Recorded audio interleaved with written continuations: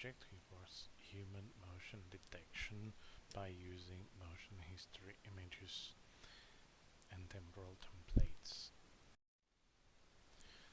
I implemented basic pipeline which started by using the KTH dataset consisting of 6 different activities, each of them recorded for 25 people. Data for one personalized set aside for testing. By background subtraction, I got the binary images by thresholding over theta, which was determined as being 14 based on the repeated grid search. And then I used the tau of 100, which was again determined by the grid search, to produce motion history images and motion energy images. That stuck together is called temporal template. From temporal template, I calculated respective hue moments, and together with the example classes which were in the dataset, I got the sample and performed grid search using threefold cross-validation and using F1 score to get the best parameters for the classifier.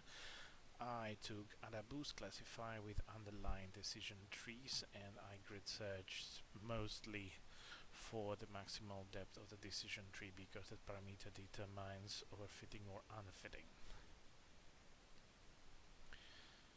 Then I split the sample to training and testing sample and did again training and testing to get the confusion matrix and fivefold cross-validation to get an overall overview and performance of the algorithm. So I got a mean F1 score. I took the model and performed the recognition on the testing video, which was stitched together from all 6 activities of one person, and got the output video. As for the results, we see that the training went quite well. There was some variance in the end, and the expected training curve was above the testing curve because testing is not using the previously seen data that was used for the training. There was some variance, and there is not perfect convergence, so maybe more data could help. But anyway, we got the overall performance of 80%.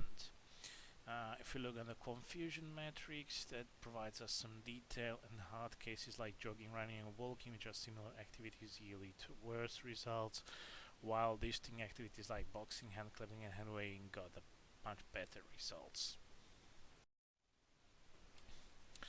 And now we see an interesting results that now here, even if the person is outside of the view of the camera, motion history images provided enough of the indicated information to correctly predict the activity.